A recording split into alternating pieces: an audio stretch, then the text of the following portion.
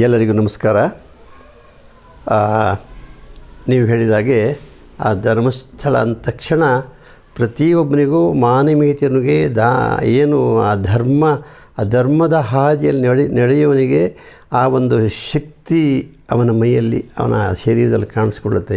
ಎಂಥ ಸಮಯದಲ್ಲಿ ಕೂಡ, ಕಷ್ಟ ಕಾಲದಲ್ಲಿ ಕೂಡ, ಅಥವಾ ಎಂಥದೇ ಪರಿಸ್ಥಿತಿಯಲ್ಲಿ ಧರ್ಮಸ್ಥಳ ಅಂದ ತಕ್ಷಣ ಒಂದು ಹೊಸ ಚೈತನ್ಯ ಬರುತ್ತೆ. ಇದು ಪ್ರತಿಯೊಬ್ಬರಿಗೂ, ಇದು ನಮ್ಮ ಅನುಭವ ಕೂಡ.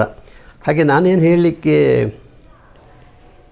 ಇಷ್ಟಪಡ್ತೀನಿ ಅಂದರೆ, ಸುಮ್ಮನೆ ಇವೆಲ್ಲ ರಾಜಕೀಯ ರಾಜಕೀಯ ಆ ಕಡೆ ಈ ಕಡೆ ಯಾವುದೂ ಸತ್ಯವಲ್ಲ. ನನ್ನ ಅನಿಸಿಕೆ ಏನಂತ ಹೇಳಿದರೆ, ಇವರೆಲ್ಲ ಇವರೆಲ್ಲ ಯಾಕೆ ಕ್ವೆಶ್ಚನ್ ಮಾಡಬೇಕು, ಯಾಕೆ ಗಲಾಟೆ ಮಾಡಬೇಕು?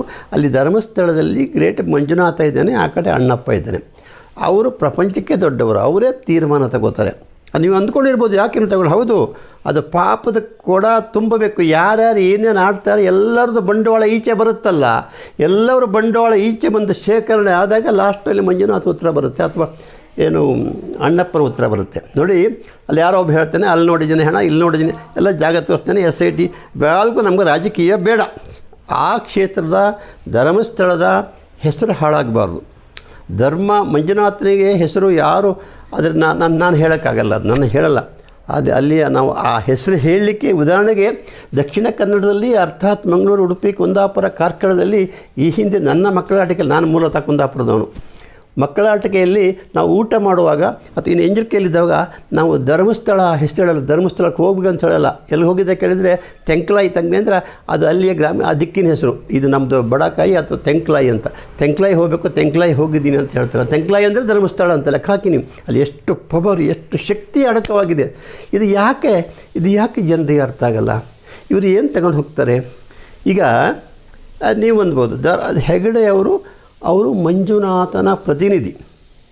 ಅದರ ಬಗ್ಗೆ ಈಗ ದೇವರಿಗೆ ಪ್ರತ್ಯಕ್ಷ ಬರಲಿಕ್ಕೆ ಆಗದೇ ಇರೋದಕ್ಕೆ ಒಬ್ಬ ಧರ್ಮದರ್ಶಿಯ ಏನು ಪ್ರತಿನಿಧಿ ರೂಪದಲ್ಲಿ ಏನು ಭಗವಂತನ ಕಳಿಸಿರ್ತಾನೆ. ಭಗವಂತನ ವರ ಅದು.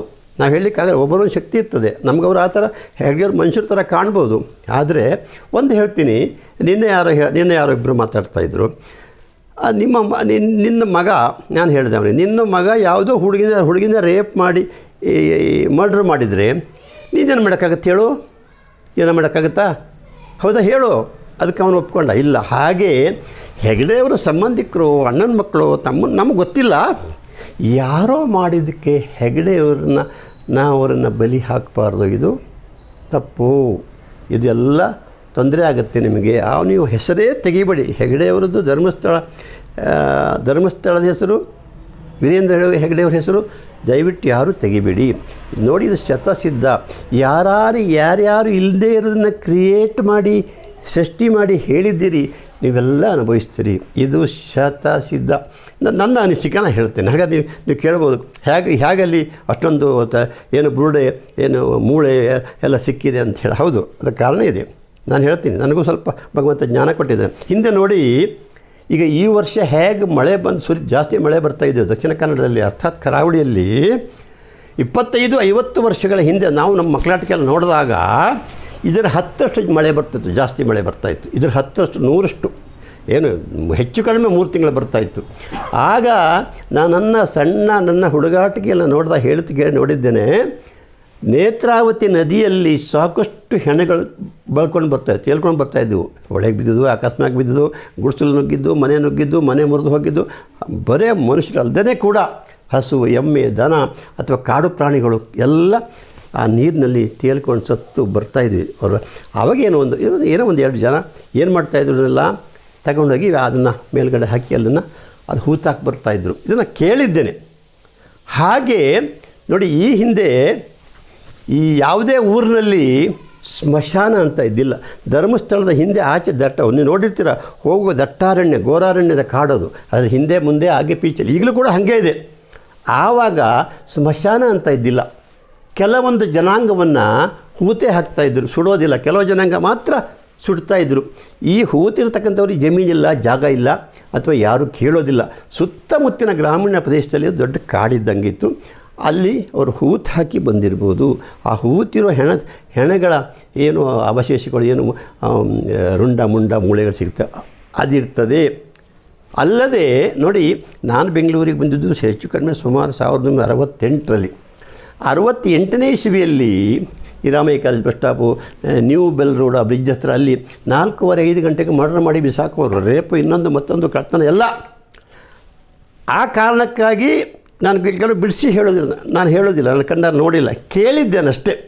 ಕೆಲವರು ದುಡ್ಡಿರೋರು ಈ ಶ್ರೀಮಂತ ಏನು ಮಾಡ್ತಾರೆ, ಇನ್ನು ಮಾಡಬಾರ್ದು ಮಾಡಿ ಮರ್ಡರ್ ಮಾಡಿ ಕಾರಲ್ಲಿ ಹಾಕೊಂಡೋಗಿ ದಟ್ಟಾರಣ್ಯ ಅದು ಧರ್ಮಸ್ಥಳ ಅವ್ರ ಗಮನಕ್ಕೆ ಬಂದಿಲ್ಲ, ಹಾಕಿರ್ತಾರೆ, ಹೂತಿರ್ತಾರೆ ಅನ್ನುವಂಥ ನಾನೊಂದು ಊಹನೆ ಕಲ್ಪನೆ ಇದೆ. ಯಾಕಂದರೆ ಬೇರೆ ಅವಾಗ ಅಲ್ಲಿ ಯಾರೂ ಹೋಗ್ತಾ ಇದ್ದಿಲ್ಲ, ಅಲ್ಲಿ ಕಾಲು ಹಾಕೋಕ್ಕೆ ಹೆದರ್ಕೊಳ್ತಾಯಿದ್ರು. ಹಾಗಿರುವಾಗ ಅಲ್ಲಿ ಆ ಹೆಣಗಳ ರಾಶಿ ಸಿಗಬೇಕಾದ್ರೆ ಒಂದು ಆ ಕಾರಣ ಇರ್ತದೆ. ಇದು 100ಕ್ಕೆ 100 ಏನು, ಒಂದು ಅಲ್ಲಿ ಸ್ಮಶಾನ ಇಲ್ಲ, ಎಲ್ಲರೂ ಅಲ್ಲೇ ಹೂತಾಗ್ತಾಯಿದ್ರು. ಅಂದರೆ ಈ ಸಣ್ಣ, ಅತಿ ಸಣ್ಣ, ಈ ಮಧ್ಯಮ ವರ್ಗದ ಬಡ ಜನಕ್ಕೆ ಬೇರೆ ಜಾಗ ಅಂತ ಇದ್ದಿಲ್ಲ, ಎಲ್ಲೋ ಒಂದು ಕಡೆ ಹೂತಾಗ್ತಾಯಿದ್ರು. ಅದಕ್ಕೆ ದೊಡ್ಡ ಜಾಗ ಇತ್ತು, ಅಲ್ಲಿ ಹಾಗೆ ಶೇಖರಣೆ ಆಗಿರುತ್ತೆ. ಇದು ನನ್ನ ಅನಿಸಿಕೆ. ನೇತ್ರಾವತಿಯಲ್ಲಿ ಬೆಳೆದು ಬಂದಿರತಕ್ಕಂಥ ಬಾಡಿಗಳನ್ನ ಅಲ್ಲಿ ಹೂತಾಕಿರ್ತಾರೆ, ಸಾಕಷ್ಟಿವೆಲ್ಲ. ಹಾಗಾಗಿ ದಯವಿಟ್ಟು ಯಾರು ಎಲ್ಲರೂ ಅಲ್ಲಿ ಕೈ ಬಿಡಬೇಕು. SIT ವರೆಗೂ ಮಾರ್ಗ ಸಿಗಲ್ಲ, ಅಲ್ಲೂ ಸತ್ಯ ಮಾರ್ಗ ಸಿಗುತ್ತೆ. ಅಲ್ಲಿ ಯಾರೇ ಹೋದರೂ ಸತ್ಯ ಮಾರ್ಗ ಸಿಗುತ್ತೆ. ಅದು ಯಾಕೆ ಇಷ್ಟು ಕೇಳ್ಬೋದು, ಇಷ್ಟು ಲೇಟು, ನಾನು ಆಗಲೇ ಹೇಳಿದಾಗ ಲೇಟು, ಕಾಯಬೇಕು. ಎಲ್ಲರದ್ದು ಬಂಡವಾಳ ಹೊರಗೆ ಬರಲಿ. ಏನೇನು ರಾಜಕೀಯ ಈಗ ಸೌಜನ್ಯ ಪ್ರಕರಣ ಇರ್ಬೋದು, ಸೌಜನ್ಯ ಪ್ರಕರಣ ಅಂಥದ್ದು ನೂರಾರು ಬೇರೆ ಕಡೆ ಎಲ್ಲ ಬೆಂಗಳೂರು ಮಹಾನಗರ 100 ದಿವಸಕ್ಕೆ 108 ಇದೆ. ಅದೊಂದು ದೊಡ್ಡ ವಿಶೇಷ ಅಲ್ಲ ಅಂತ ಹೇಳೋಲ್ಲ ನಾನು. ವಿಶೇಷ ಅದು ನೋವಾಗುತ್ತೆ, ಎಲ್ಲ ಹೌದು, ತೊಂದರೆ ಹೌದು, ಹಾಗಾಗಬಾರ್ದು, ಆಗಿದೆ ಅಂಥದ್ದು 108 ಆಗುತ್ತೆ ತಿಂಗಳಲ್ಲಿ. ನಾವೇ ನಮ್ಮ ಪರಿಸರ ಬೇಕಾದಷ್ಟು ನೋಡಿದ್ದೀವಿ, ಕಣ್ಣಾರೆ. ಅದು ಹೇಳಲಿಕ್ಕಾಗಲ್ಲ, ತೋರಿಸ್ಲಿಕ್ಕಾಗಲ್ಲ, ಪರಿಸ್ಥಿತಿ ಹಾಗಿರ್ತದೆ. ಹಾಗಾಗಿ ಸೌಜನ್ಯ ಅದು ಅವಳು ಒಂದು ಶಕ್ತಿಯಾಗಿ ಬಂದಿರ್ಬೋದು. ಎಲ್ಲ ಈ ಕಳ್ಳರನ್ನು ಬಲೆ ಹಾಕ್ಲಿಕ್ಕೆ ಸೌಜನ್ಯ ಕೂಡ ಆ ಮಗು ಬಂದಿರೋದು ಹೆಣ್ಣುಮಗು ರೂಪದಲ್ಲಿ ಬಂದು ಈ ಸತ್ಯ ಒಂದು ಸಾರಿ ಭಗವಂತನ ಡೈರೆಕ್ಟ್ ಬರಲಿಕ್ಕೆ ಆಗಲ್ಲ ಅಂತ ಹಾಗೆ ಇವೆಲ್ಲ ಕ್ರಿಯೇಟ್ ಮಾಡ್ತಾರೆ. ಈಗ ನಾವು ಹೇಳ್ತೇವೆ ಹೆಣ್ಣು ದೇವತೆ, ಹೆಣ್ಣು ದೇವಿ ಅಂತ. ಹೆಣ್ಣು ತಾಯಿ ದೇವರು ಅಂತ ಯಾಕೆ ಬಂದಿರುತ್ತೆ ನೋಡಿ, ಸಾಮಾನ್ಯವಾಗಿ ತಾಯಿ ದೇವರು ಅಂತ ಬಂದಿರ್ತದೆ, ಕರೀತಾರೆ.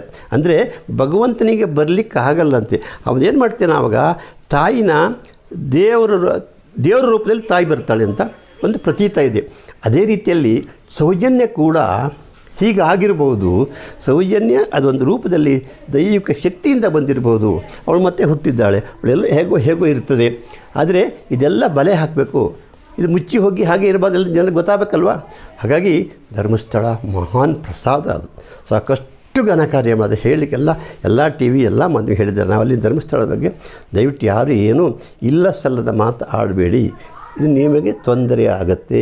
ಇದು ಯಾರ ಶಾಪ ಅಲ್ಲ, ಇದು ಭಗವಂತನ, ಅಲ್ಲಿ ಮಂಜುನಾಥನ ಶಕ್ತಿ ಅಷ್ಟಿದೆ.